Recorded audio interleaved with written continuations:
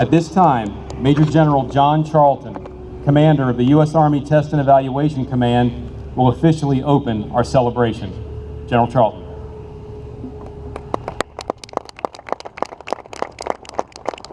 How's everybody doing this afternoon? All right, that's the best response I heard. Everybody this morning was asleep, so we had to do a few things to wake them up, and it was pretty effective. But hey, I want to thank everyone for being here, all of our distinguished visitors from across the communities, really everyone. It's great to have you here as we continue our celebration of Aberdeen Proving Grounds' 100th anniversary. So we've been here growing up together with all these communities for 100 years. And so that's very special to us, and that's why we're doing this. It's a gift from us to you to say thank you for the support that you've shown us over these many years.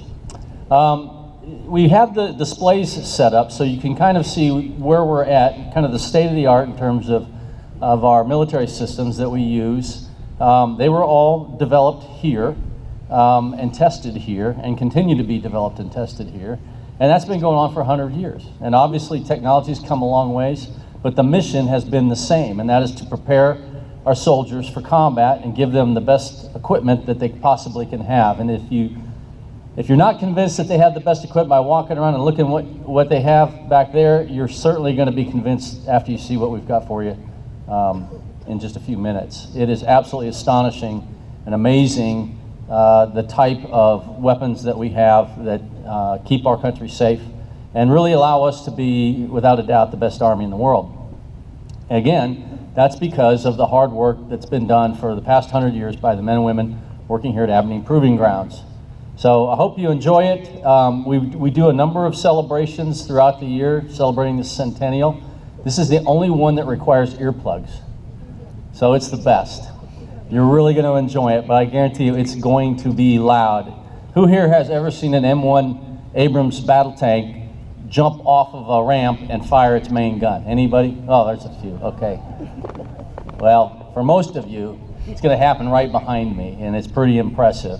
So sit back, enjoy yourselves. Thanks again for being here, and I'm going to turn it back over to Wayne. He's going to talk to you a little bit about APG's history, and he's going to set up the event, and we're going to get started. So thanks very much. Have a good time. Everyone, General Charlton.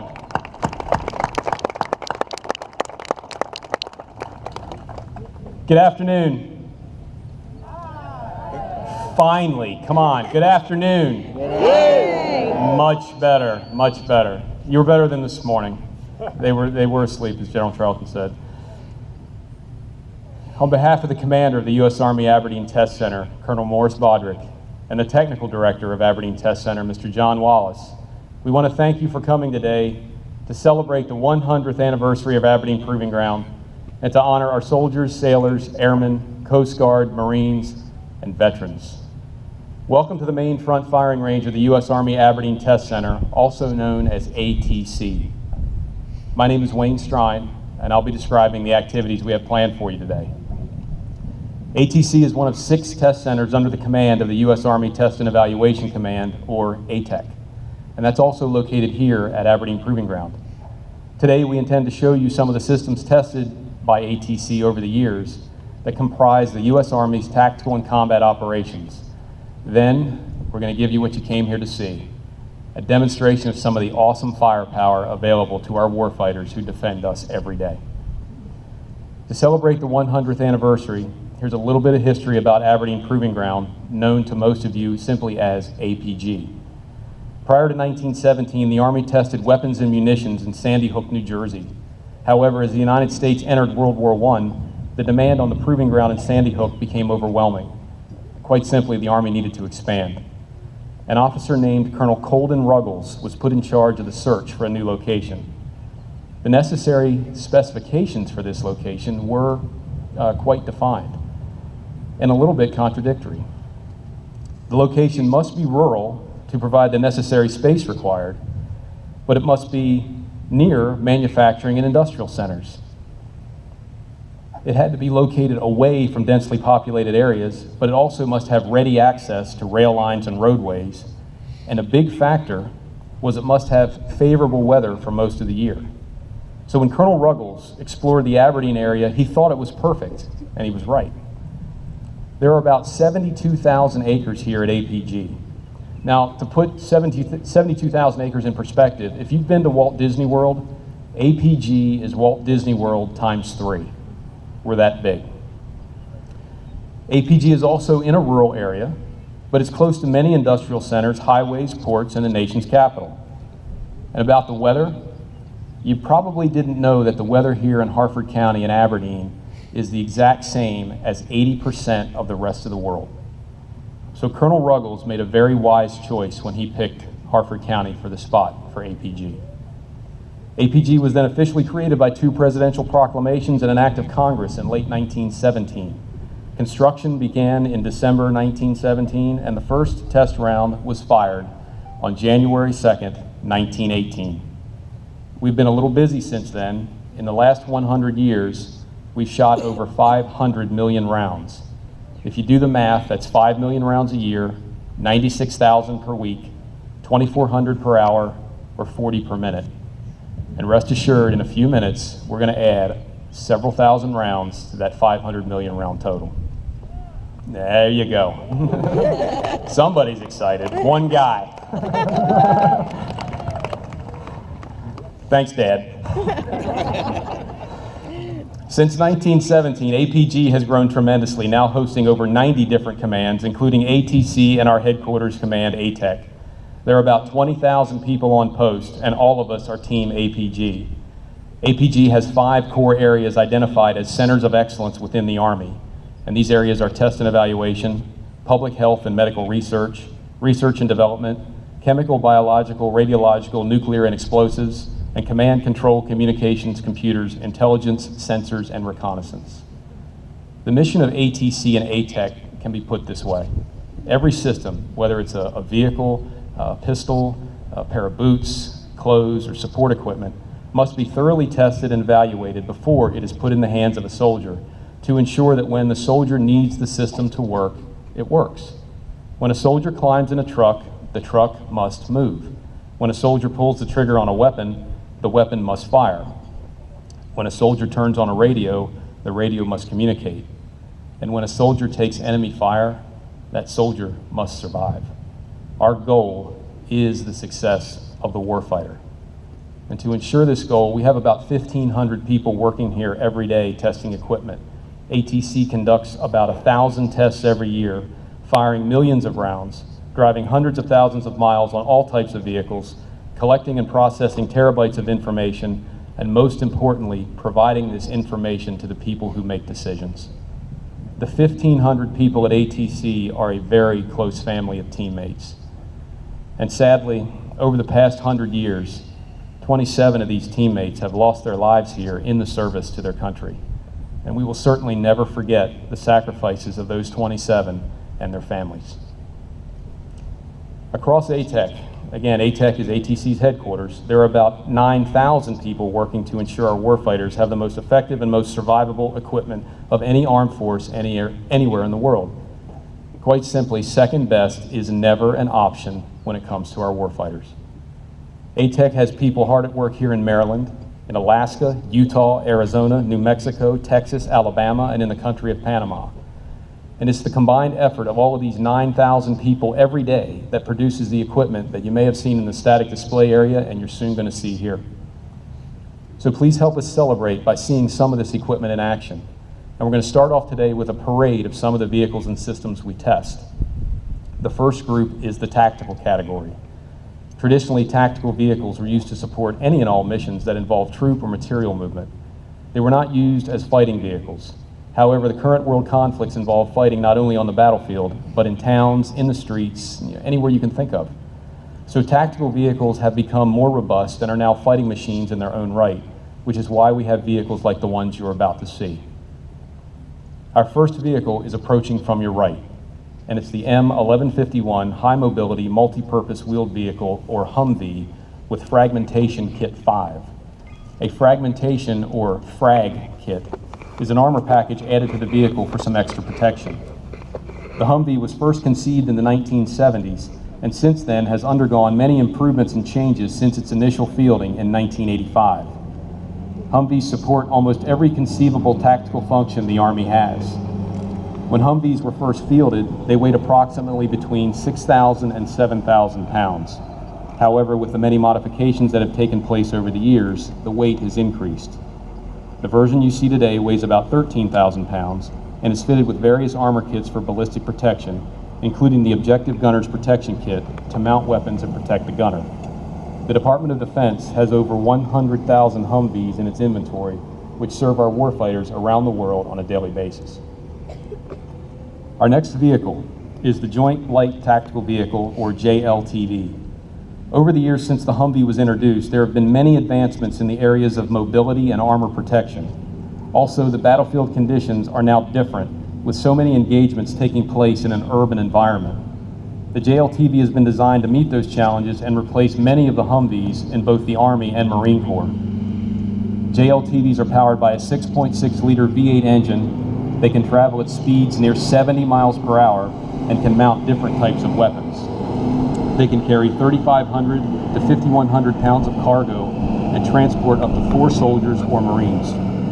There are many different variants of JLTVs, depending upon the specific mission need. Fielding to the Army and Marine Corps is scheduled to begin next year, and over 50,000 JLTVs will be delivered over the next 20 years. The next vehicle approaching is part of the family of medium tactical vehicles, or FMTV. It's a long-term armoring strategy M1078A1P2 light medium tactical vehicle cargo truck. We'd much rather call it an LMTV. The version you see is in B-kit, or armored configuration. This LMTV is one of 17 variants within the FMTV family, which range from a 2.5 ton to a 10-ton payload capability.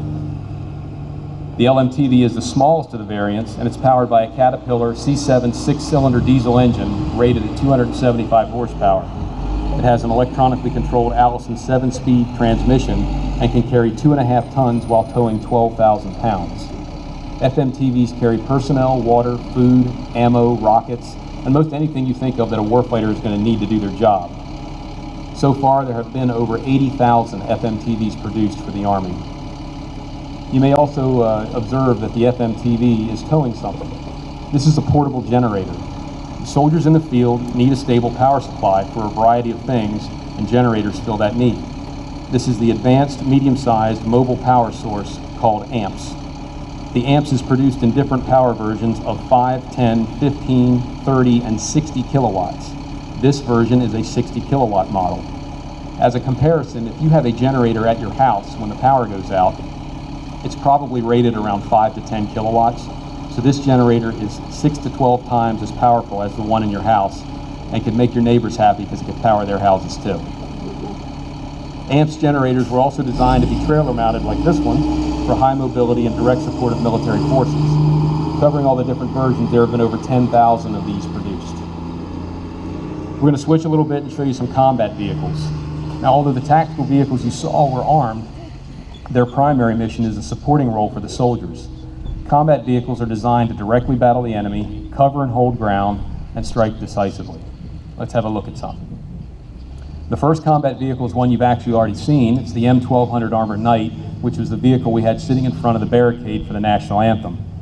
You may look at it and say, well, the Knight is just an armored car, but it actually is based on an armored car chassis. However, the Knight carries a 3-person scout team and is a spotter vehicle for artillery. A laser rangefinder, which is the large square box on top of the vehicle, works as a navigation system to accurately locate targets at distances of 19,000 meters away. That's about 12 miles. And it does this in both day and night conditions. It also has sophisticated communications equipment and software which allow the crew to coordinate the artillery fire from a safe distance from the target. The Knight crew is able to protect themselves with a 50 caliber machine gun, and over 100 armored Knights have been delivered to the Army since 2008, and they have been used in both Iraq and Afghanistan. Following the Knight is the latest in self-propelled artillery, the M109A7 Paladin self-propelled howitzer, called an SPH. This model is the latest version of the Paladin and has just recently been placed in service, with a little more than 500 currently fielded. When the Armored Knight, which is the vehicle we just saw, scouts out potential targets for artillery, This is the artillery.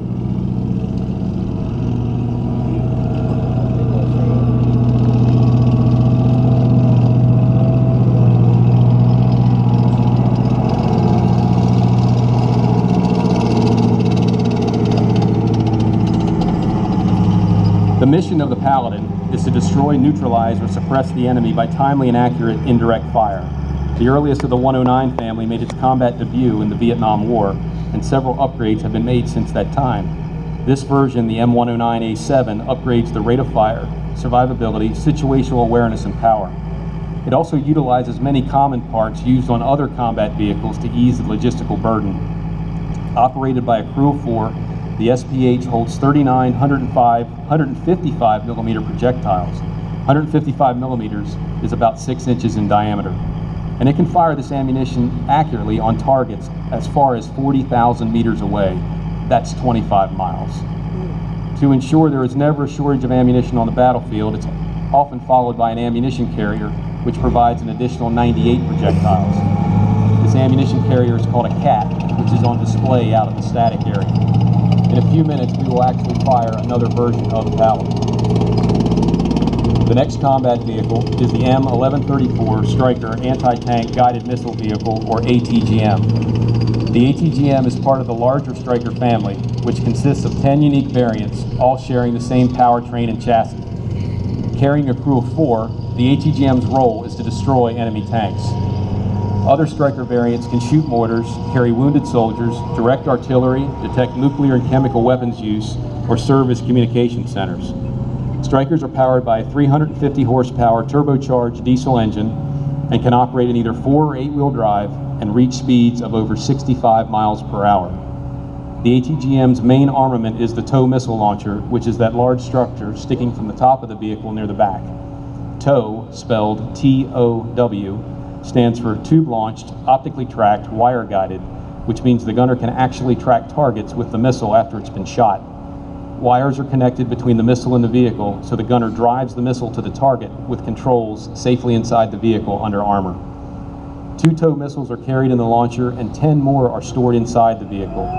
The ATGM also carries a 7.62 millimeter machine gun for self-defense. Strykers are lightweight, fast, and can even be transported by air in cargo planes.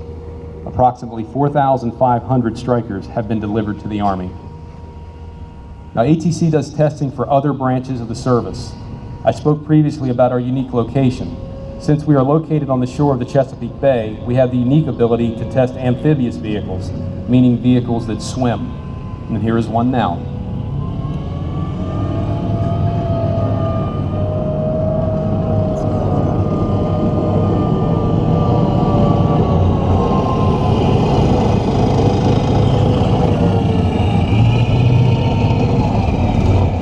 ATC is the only test center where you can drive, shoot, and swim a vehicle all in the same day.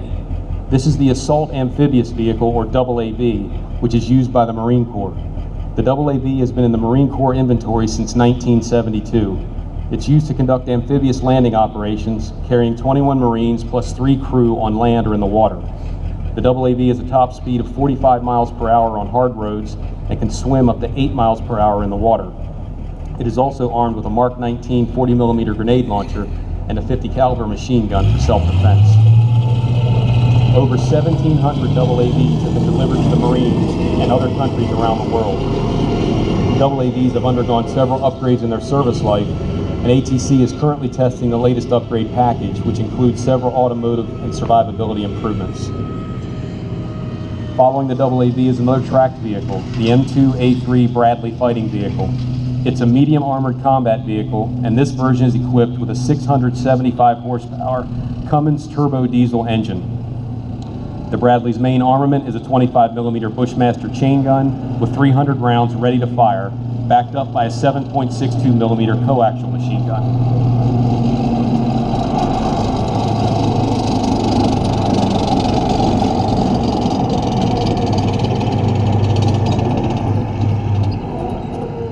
The rectangular box on the left side of the turret shoots TOW missiles, like the ATGM we saw just a few minutes ago. There have been several versions of Bradleys over the 35 years they've been in service, and this is the latest model. The combat weight of the vehicle has increased to nearly 40 tons through several system upgrades and the integration of improved survivability equipment. Some Bradleys carry up to 6 additional soldiers in addition to the 3-man crew, while others serve as scout vehicles to survey the battlefield.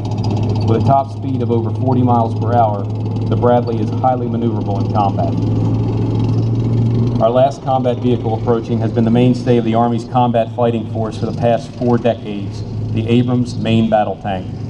This version is the latest and the most lethal, an M1A2 SEP V2. SEP stands for System Enhancement Package, which contains many sophisticated electronic upgrades. This vehicle was powered by a gas turbine engine rated at 1,500 horsepower. Think of the turbine engine in the Abrams like a jet engine. That's the whine that you're hearing.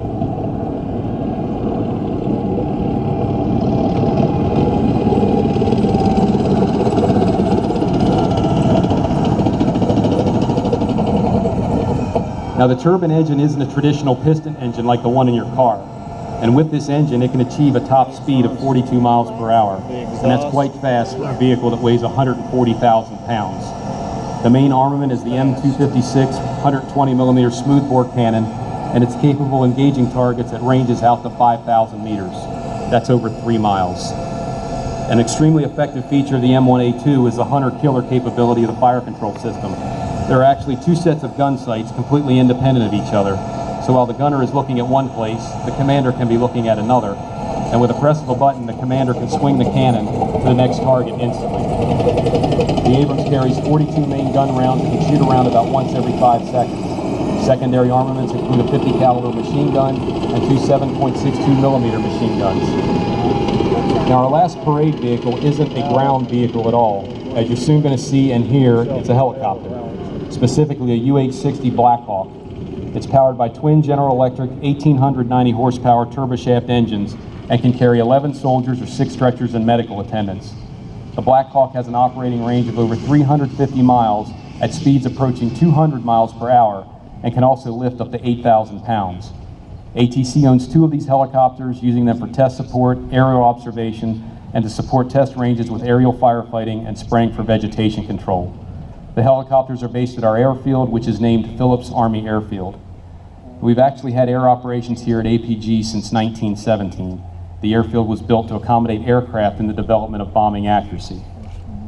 In 1923, a bomber crashed upon takeoff, and pilot Wendell Phillips perished, but he was credited with saving the lives of 5 others on board. Therefore, the airfield was renamed Phillips Army Airfield in his honor. The Blackhawk is approaching on your right.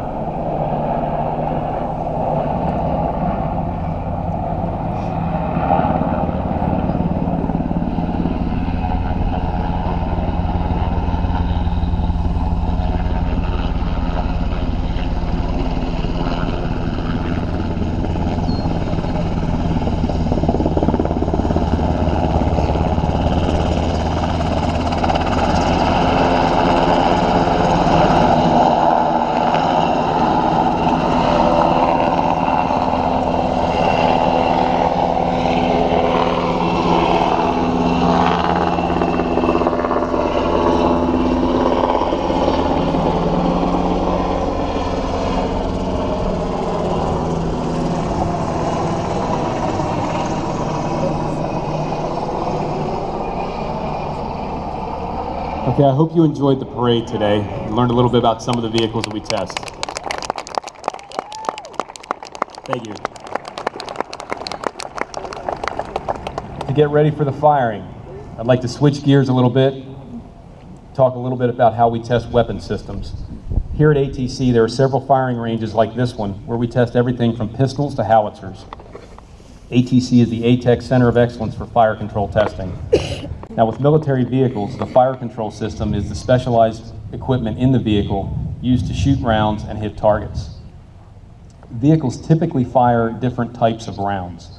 Most combat rounds are divided into two categories that use two different types of energy, kinetic energy or chemical energy. Now with chemical energy, I don't mean to say that we shoot rounds that have chemical poison in them. Chemical energy means an explosion in the round occurs when the target is hit. These are called high explosive rounds. These rounds have a warhead that flies downrange that detonates when it hits the target. The other type of round I mentioned is the kinetic energy round, or KE round. KE rounds do not have any explosive in the projectile. They rely on pure speed for their energy and destructive power. You may be asking, what kind of speed is he talking about? How about an Abrams round that flies at 5 times the speed of sound?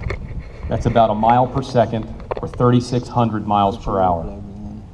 Please direct your attention to the small tables in front of you for an example of a KE round that an Abrams tank fires. This is what a fully assembled Abrams tank round looks like.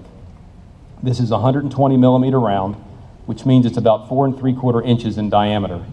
It weighs about 45 pounds. When it's fired, everything from the black part near the top down to just above the base burns up in the gun tube, even the casing. The casing is made of a special cardboard coated with combustible material that will burn. So when the round exits the gun, this is all that comes out. After this exits the gun tube, air resistance peels these sabot petals away, and they fly off the round and simply hit the ground. After the petals peel off, you're left with this flying through the air. It resembles a great big dart. And that's true, but that great big dart is coming at you at 3,600 miles per hour. Most of the time, a KE round will hit the target and pass right through it, destroying everything in its path. Another interesting and innovative part of the Abrams is the only thing left over when it's fired is this, since the rest of the case burns up in the gun tube. With tank rounds of the past, you would have this large casing left over. Now, something that large would really clutter up the small interior of a vehicle. So with the case burning and just a small cap left over in the Abrams, it's much more efficient. Okay, survey. Who's ready to see some firing? Yeah! Yeah, me too. Because my voice is tired. Today we have a demonstration planned for you that highlights the workhorses of the U.S. Army's combat brigades of the past and present, so it's time to get ready. The foundations of Aberdeen Test Center are safety, accountability, and wellness. Safety is listed first because safety is the most important part of our test process, especially when we fire. All of you should have received earplugs when you entered the viewing area. If you do not have them, that's okay. You can just cover your ears with your hands. To use the earplugs, simply roll them between your fingers to compact them and put one in each ear. You should be able to hear me just fine with your earplugs in, so please leave them in throughout the entire firing demonstration. I will let you know when it's safe to remove them. However, if you happen to take them out, I will always give notice prior to firing each system to make sure that you're ready. The phrase you will hear me say every time something is about to fire is please ensure your hearing protection is in place. Again, if you do not have earplugs, you can cover your ears with your hands. Another thing to remember is that none of the ammunition that we are firing today is high explosive ammunition. This means the ammunition relies on the kinetic energy, that speed, that 3,600 mile per hour speed that I was talking about, and not the secondary explosion of the round when it hits the target. We are also doing that today because of safety. So right now, I'd like to give you a few seconds to insert your earplugs if you haven't already, and if you would be so kind to give me a few seconds so I can put mine in.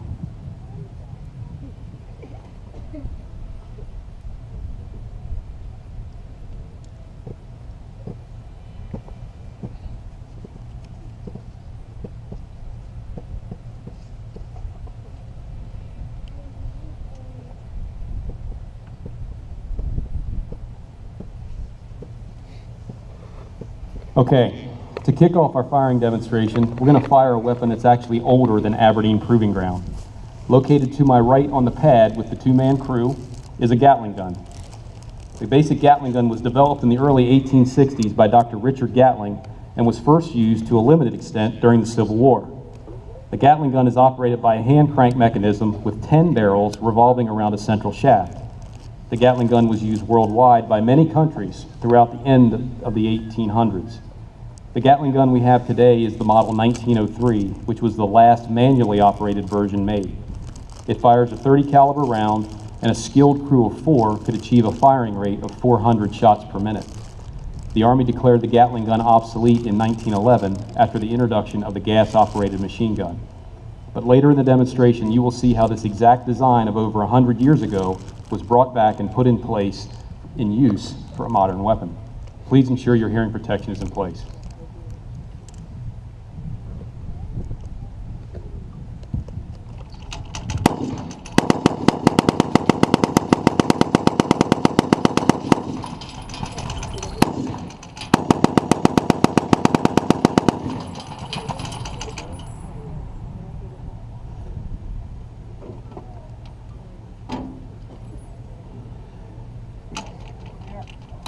And it is clear. That's 100-year-old technology, folks.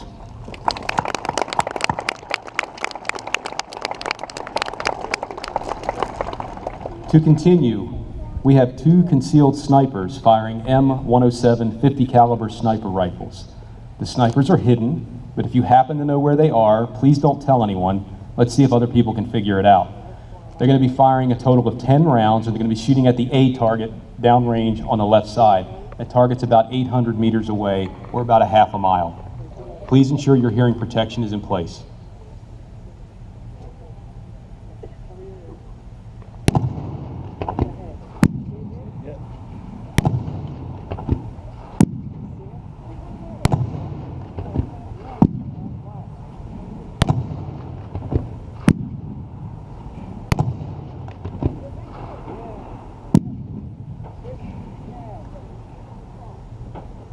Okay, did anybody see where they shot from? A lot of people. Let's have them stand up. There's one on the left and one on the right. The snipers are wearing ghillie suits, which are designed for concealment. The M107 sniper system is a semi-automatic sniper rifle that comes equipped with a 10-round magazine and has a maximum effective range of 2,000 meters, which is about a mile and a half. The M107 was originally tested here at ATC in 2002 and has undergone multiple tests since to prove out upgrades to both the weapon and ammunition. Today they fired the Mark 211 armor-piercing incendiary round. Now we're going to turn to vehicle-mounted weapons. To your right, you can see a vehicle sitting just in front of the barricade. This is the M109A6 Paladin self-propelled howitzer. If you recall, we saw the A7 just a few minutes ago in the parade. Like the A7 parade vehicle, this version, the A6, incorporates improvements to the armor, engine, suspension, and fire control electronics. Its advanced turret and automatic fire control system uses sophisticated navigation equipment and an embedded global positioning system to accurately place rounds on targets miles away without any external assistance. The A6 can also carry up to 39 rounds of ammunition, and each round weighs 100 pounds. Now, this is the largest projectile we're going to be firing today, and we plan to shoot the vehicle twice. If you watch closely just above the tree line, you may be able to see the round flying downrange high in the sky. The highest point it will reach is be about 2 miles above the ground. For each round, you will also be able to hear the internal communications of the crew as they conduct the exercise. Please ensure your hearing protection is in place.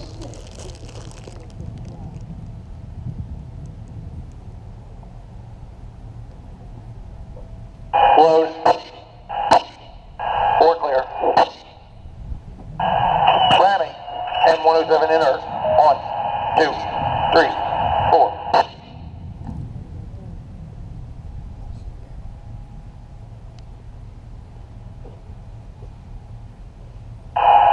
Charge 1 Lima, T red. Closing breach. Witness mark the line. Taking the gun to lay position.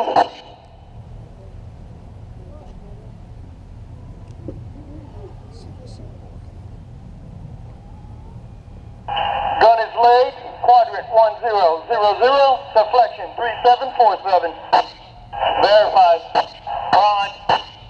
Hooked up. Stand by. Fire. Shot mounted. Repeat. 4 clear. Going to load position.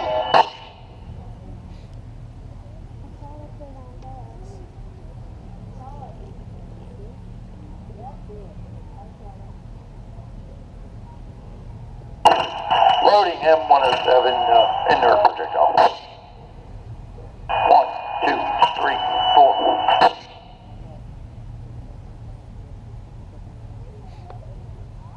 Charge 1, Lima, I see red. Closing breach. Witness marshal line. Taking the gun to lay position.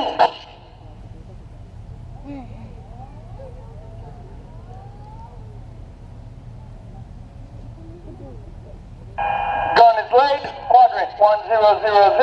Deflection 3747. Verified. Prime.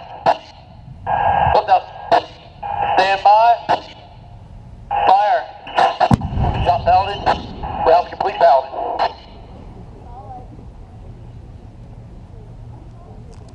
Yeah, the rounds are hard to see. The next vehicle is approaching from your left, a Humvee equipped with a Mark 19 40mm grenade launcher. A Humvee can be equipped with many different kinds of weapons using a pintle mount on its roof. The Mark 19 on this Humvee is a grenade machine gun considered to be mobile artillery for the infantry. It has a maximum effective range of over a mile. The Mark 19 will be firing at the B target. We have placed 250 meters directly in front of you. 250 meters is about 800 feet. Please ensure your hearing protection is in place.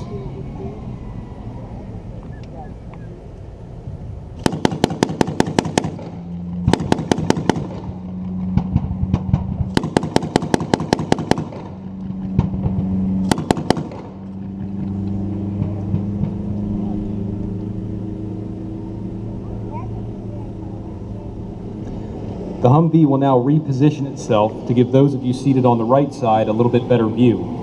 A little history of the Mark 19 while the vehicle moves is that the weapon was originally designed by the Navy in the Vietnam era for use on their river patrol boats, but it's now deployed primarily vehicle mounted as you see it here. Please ensure your hearing protection is in place.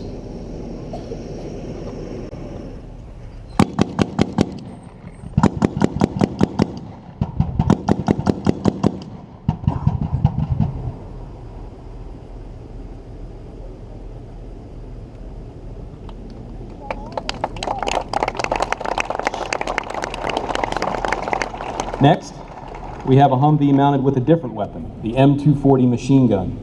This is a belt-fed automatic weapon that fires NATO standard 7.62 millimeter caliber ammunition at approximately 650 rounds per minute. We will also be firing at the B target. Please ensure your hearing protection is in place.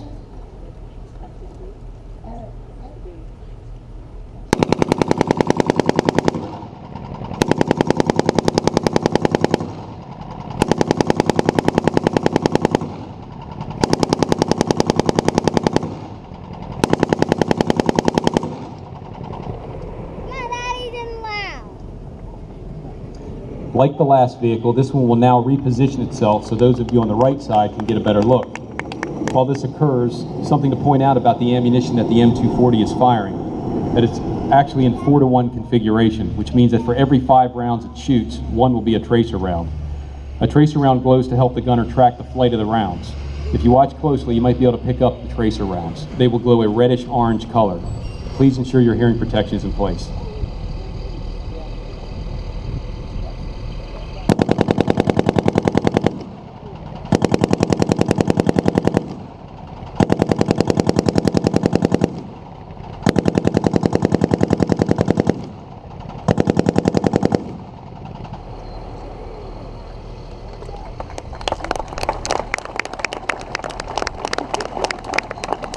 So that gunner just fired about 100 rounds from each of those positions, and at a firing rate of 650 rounds per minute, that really didn't take much time. That's pretty good.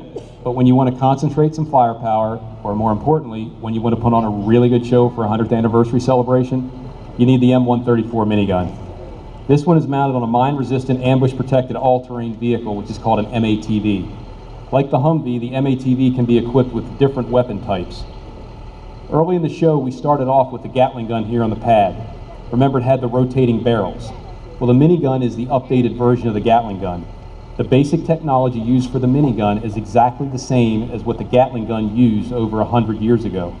The minigun will fire 7.62 millimeter ammunition, but it's going to shoot it just a little bit faster than the Gatling gun. Please ensure your hearing protection is in place.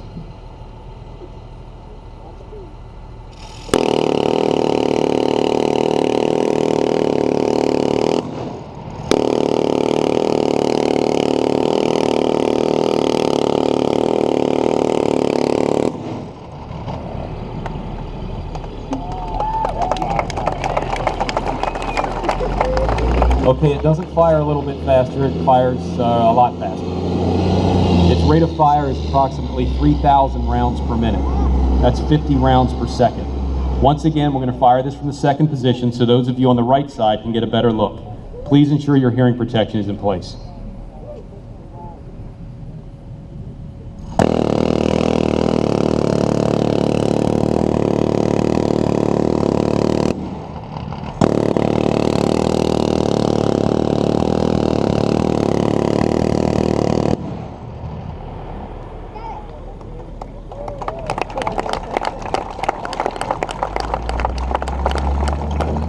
A few minutes ago in the parade, we saw the Stryker ATGM. I remarked how there were 10 different types of Stryker vehicles. On your left, sitting on the range road, is another Stryker version. It's the M1130 Commander's Vehicle, or CV. The weapon for the CV is on top of the vehicle, and the soldier fires it by remote control from inside the vehicle, protected by the vehicle armor. Another great feature about the weapon system is it's stabilized. A stabilized weapon means that the vehicle is moving and/or the target is moving, the system will keep the gun on the target. Sensors in the system detect changes in motion caused by the vehicle hitting bumps or ruts in the road and will adjust the position of the weapon accordingly. The vehicle may be moving up or down or sideways, but the gunner always has a nice, smooth, clear picture in his gun sight to engage the target. Today we mounted the CV with a 50 caliber machine gun, which is commonly called a 50 cal. The 50 cal came into service in 1933, and over the past 84 years, the design has changed very little. It can fire between 450 and 600 rounds per minute with an effective range of 1,800 meters, which is a little more than a mile. The crew will fire a few rounds from a stationary or sitting still position, then they're going to move out down the range road and continue engaging the A target, which is 800 meters away, again about a half a mile. Since the weapon is stabilized, it will automatically compensate for the vehicle movement and allow the gunner to keep hitting the target. Please ensure your hearing protection is in place.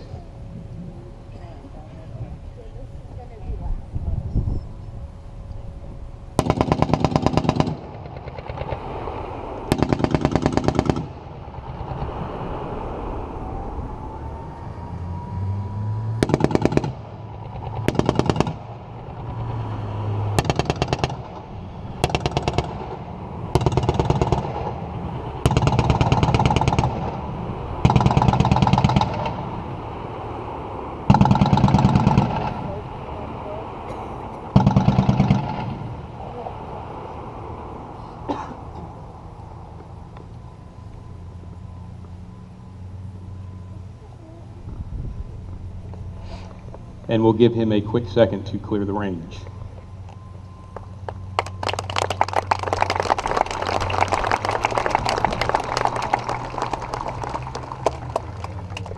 Now let's change to something just a little bit bigger. Moving into position ahead of you on your left is another Stryker variant called the Mobile Gun System, or MGS. You may look at the MGS and think that looks like a tank on wheels, but it's not a tank, it's an infantry support vehicle. If you look closely, it has the same hull and chassis as the Stryker vehicle that just fired the 50 cal. Strykers are lightweight, very mobile, and can move in close quarters where infantry soldiers go to provide lethal direct fire support. The MGS carries an M68A2 105mm rifled cannon as its main weapon. 105mm is about 4 inches in diameter. What makes the MGS unique is it also has an automatic loader for the cannon. That means rather than a soldier manually loading the weapon for every shot, the system does it by itself. The MGS carries 18 cannon rounds and also has 2 secondary machine guns it can use for close combat support. Most combat loaded Strykers weigh about 25 tons and they can move at over 65 miles per hour. There are 3 crewmen in the MGS, a driver, a gunner, and a vehicle commander. The MGS will fire a few rounds from a stationary position at the C target that you can see downrange on the right. Then it's going to move out and shoot a few more while it's approaching the target on the range road. That target is about 2,000 meters away, which is nearly a mile and a half. There should be a pretty big fireball exiting the muzzle when the round is fired. The empty round case should also eject out of the back of the turret. You can also watch for the burning tracer attached to the back of the round as it flies toward the target.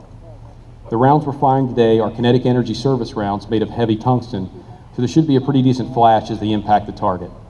Please ensure your hearing protection is in place.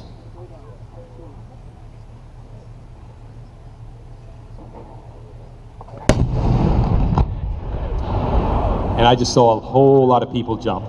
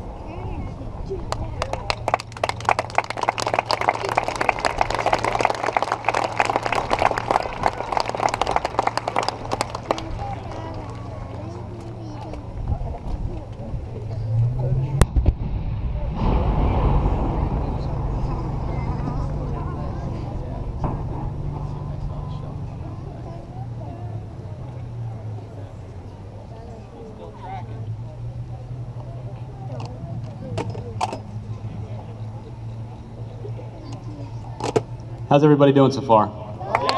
Good? You think we should stop now? I don't either. It's too much fun. Please turn your attention to the vehicle ahead of you on your left, the Bradley fighting vehicle.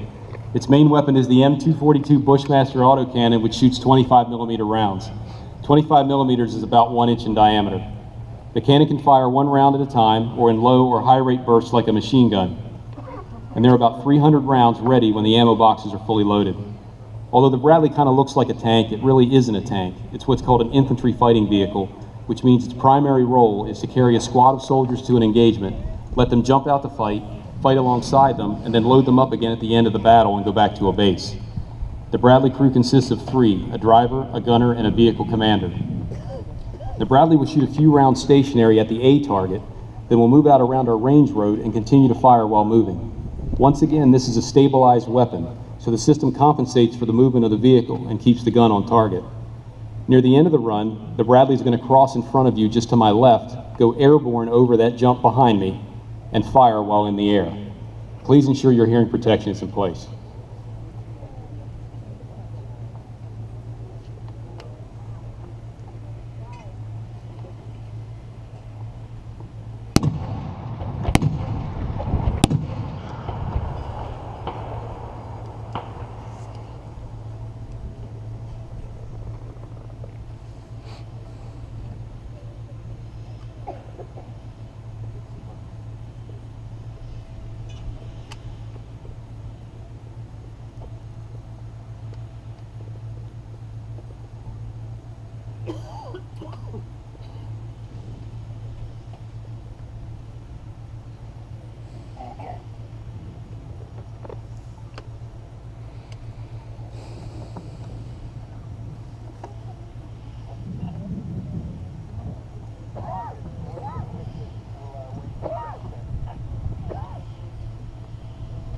They're just making a few system adjustments right now.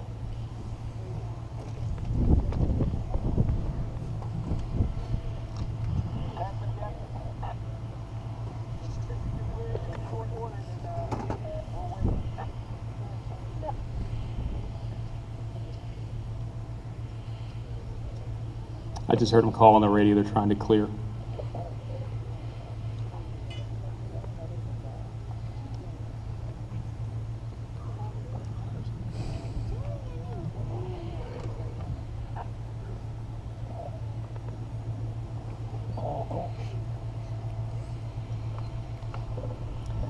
One thing to keep in mind, everybody, is these are test vehicles, and on occasion they do exhibit issues.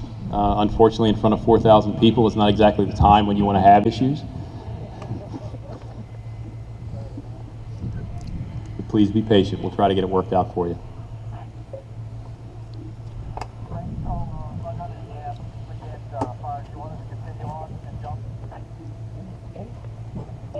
Roger, please do.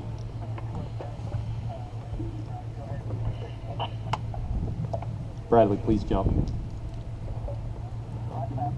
Okay, Bradley is not going to fire. He's got a jammed gun, but he is going to go around and show its mobility. He's going to jump in front of you, and it's still pretty impressive to see a, almost 40-ton combat vehicle leave the ground.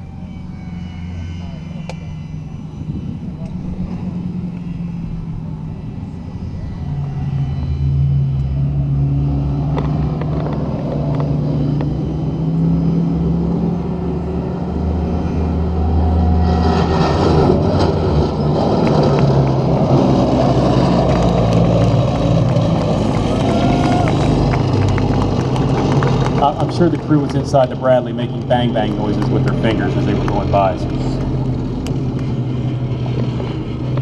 Now you did see a few rounds coming out of the Bradley. You may think, well, that's, it's a kind of a smaller caliber bullet and it won't do much damage to an enemy, but that's not true. It's actually a pretty huge threat.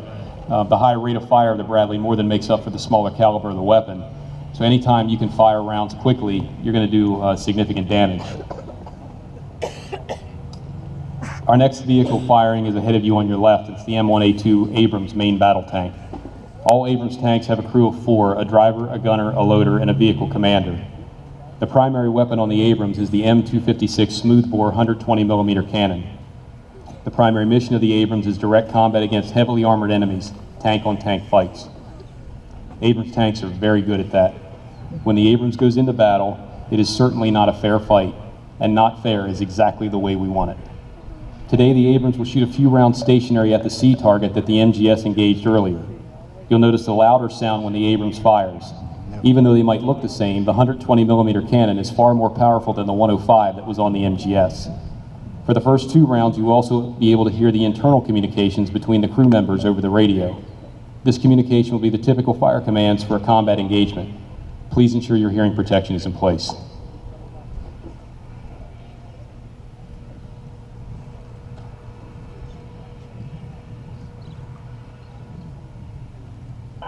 Stable tank.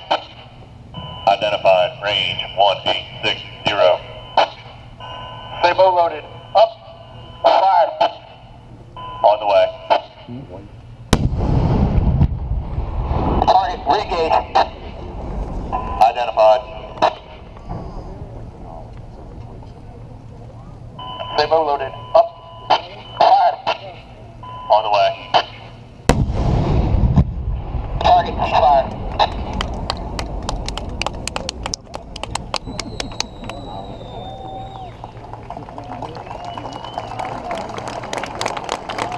Now before we have the Abrams move out, I've asked to make an announcement really quickly. If someone has a white Denali with Jersey plates, your dog is locked in your car. Now, we saw Bradley jump over here, and under perfect circumstances, it would have been firing while it jumped. And the Bradley's not the only vehicle that can jump. The Abrams is also going to fire while traversing the loop and do the same jump.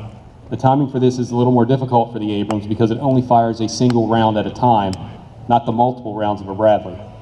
Plus it takes a lot of speed to get all 70 tons in the air. But that's a very good Abrams crew in there and they enjoy a challenge. Please ensure your hearing protection is in place.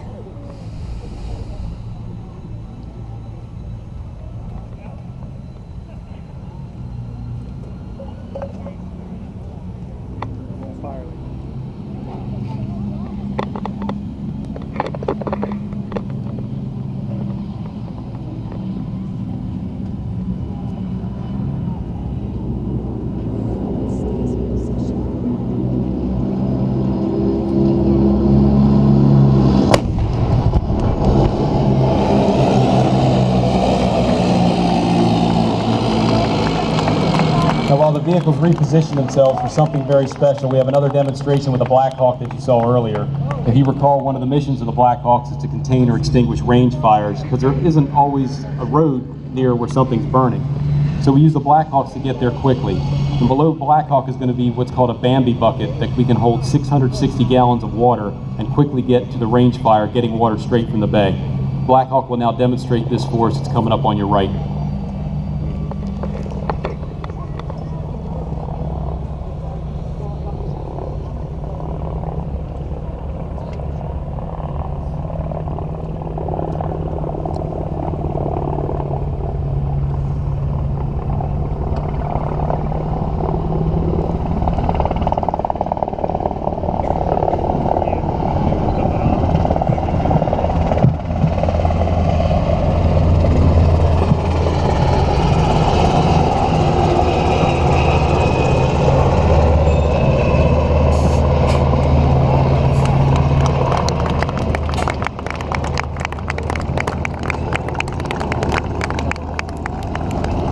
To conclude our demonstration, we have a very special event planned.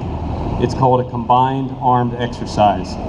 You just saw many vehicles fire independently, but now they've all lined up in front of you so they can all fire at the same time. The systems will be engaging all targets. I hope you enjoy it. I will warn you, this will be very, very loud. And we're going to need a little help to get it started. I'm sure you've all seen NASCAR races or IndyCar races on TV where a very special guest gives the command of drivers start your engines. We're going to do something a little similar to that today to kick off the combined armed exercise. All of our vehicles are equipped with radios, and the radio that I'm holding is tuned to the same frequency. So what I'm going to do right now is take this microphone and I'm going to walk over here to a very special guest that we have with our commander.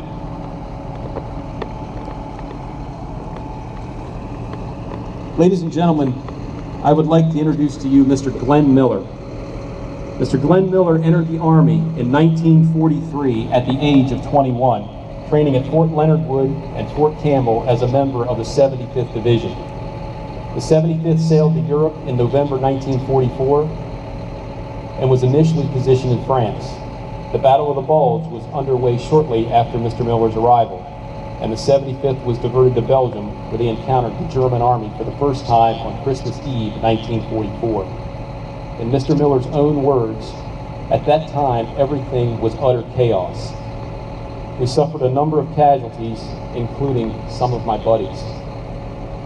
Mr. Miller and the 75th remained in combat in that area until mid-February 1945, when they were transferred to Colmar, France. There, his unit went into battle to rescue American troops trapped in the Colmar pocket. After that battle, the 75th was transferred to Holland in advance of crossing the Rhine River into Germany. Once across the Rhine, Mr. Miller was in combat all the way to Schmallenberg, Germany, until the Germans finally surrendered in May. Mr. Miller was one of 5 brothers who served during the war, and all of them made it home safely. Following World War II, Mr. Miller returned to his home of Boone, North Carolina. A few years later, he moved to Maryland, building aircraft for the Glenn L. Martin Company. Later, he retired from the American Cyanamid Company here in Harford County. Mr. Miller, at age 94, is extraordinarily active with his family and his church. He lives in Edgewood with his wife Sue, and here's the best part. They have been married for 70 years. Would you please join me in thanking Mr. Glenn Miller for his service and commitment to preserving our freedom.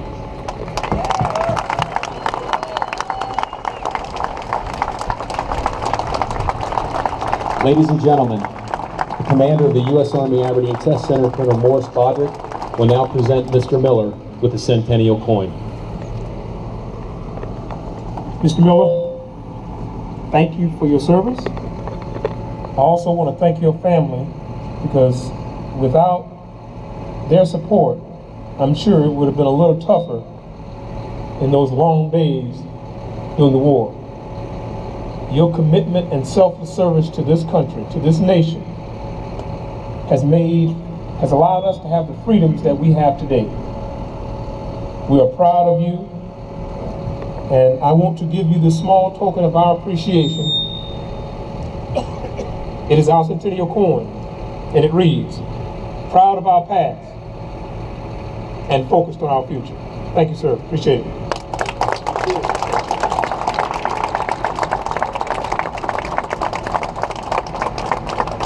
Okay, Mr. Miller, here we go. In honor of your service, we want you to kick off the combined armed exercise.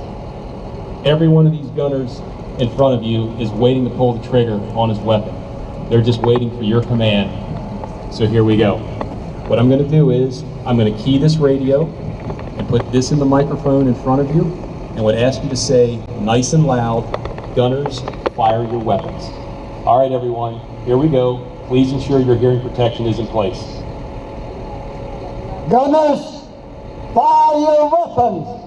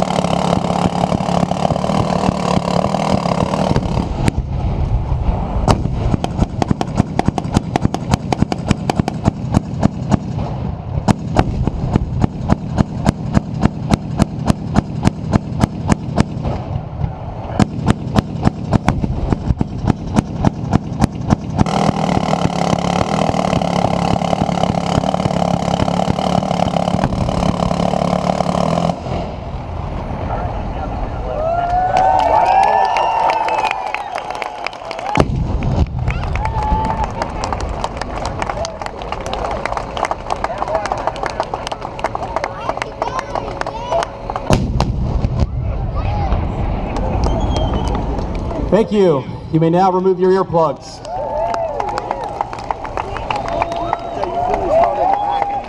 Judging by the looks on your faces and the applause, it's safe to say, did you guys like that? Yeah, I did too. While the crews are dismounting your vehicles, I want to take this opportunity to point out that the systems that we're using today are systems currently under test. The program managers gave us special permission to use them in this demonstration and the rehearsals we held, so we did a great deal of coordination by a lot of people. The group of people that you're about to meet are the system operators, and all of them are experts on the systems that you just saw. Here they are. Let's give them a round of applause.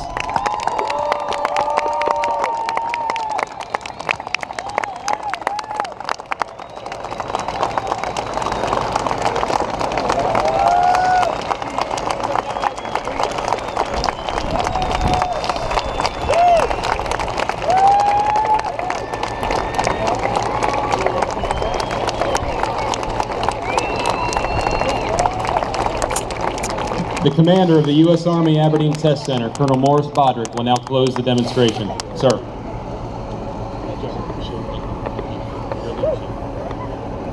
Wow. Can we give this team another round of applause, please?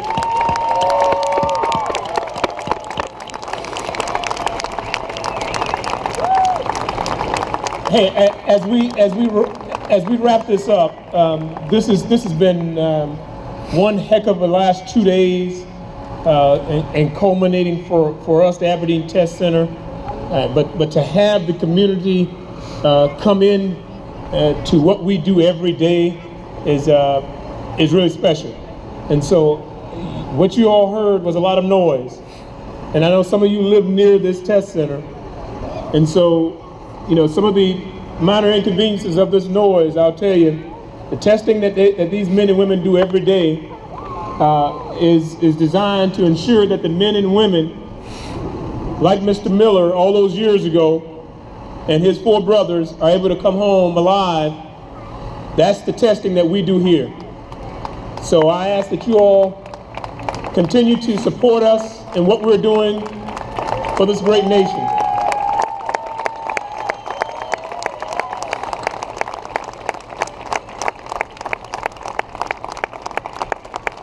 And as you leave, just get a chance to go out. If you haven't had a chance to see the displays over there, get a chance to see them as before we tear them down. But as we say here, we're proud of our past, but we're focused on our future. Everyone, thank you.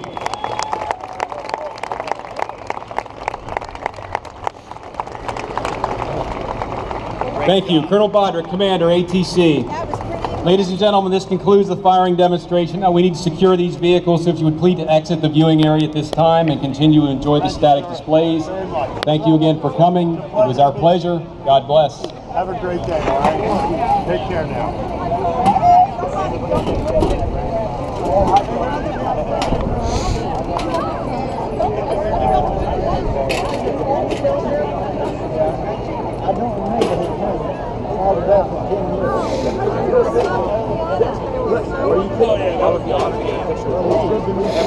I'm in a World War II round table in Rushing, Pennsylvania every month. He would be given a medal. He would be the mayor of Hershey for a month. Sir? Absolutely. We want to get a picture with you, my husband and I. Sure. I got the video. I need the camera. I want to give you Thank you very much for your service. I'm very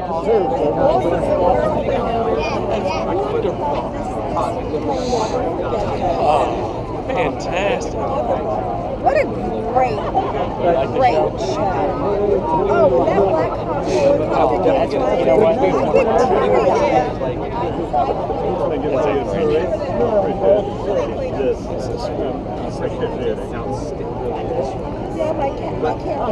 My grandpa and uncle were plowing the same row in Hurricane Forest right beside you. It is an honor to meet you. And I work with your grandson right here. Let me tell you, he's a darn good buddy of mine too.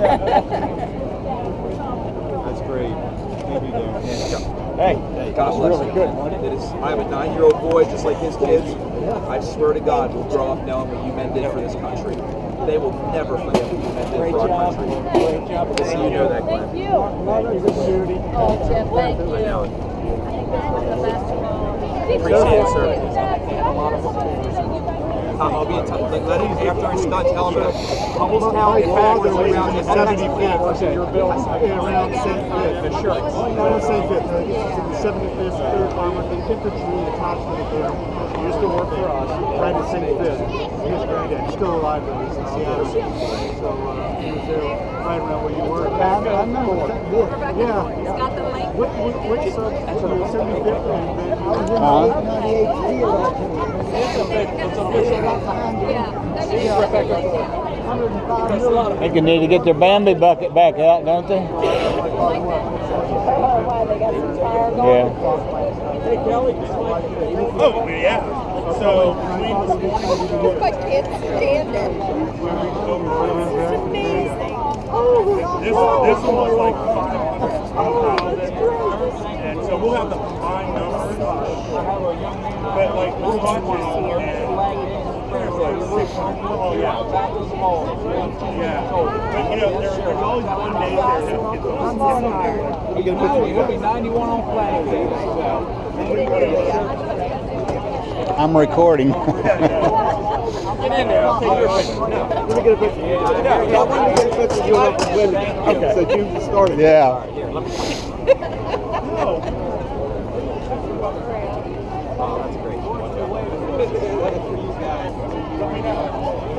Get over. I want to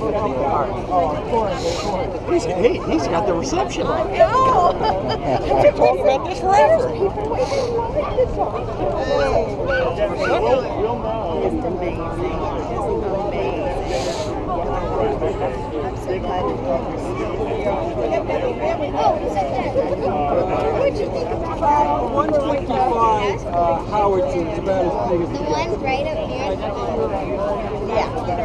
Hey Jake, come here, I want to show you the tank. RJ.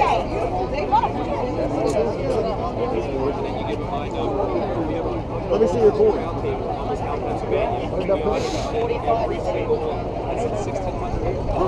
Wow. That's gorgeous. You got a frame. Man, that's beautiful. It is. It's really nice.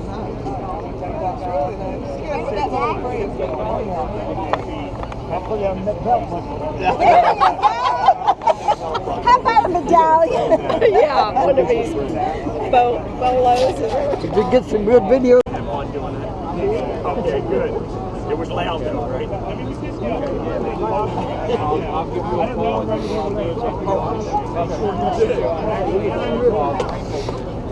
Yes, it's old. He's over in it's not too far.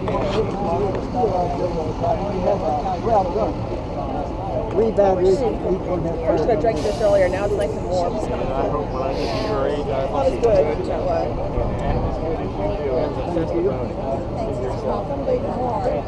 Well, enjoy the rest of your day. You got a beautiful family now. Yes, I did have. Congratulations. Thanks for all your help. Bye. We'll go up to the car. I'm not going anywhere.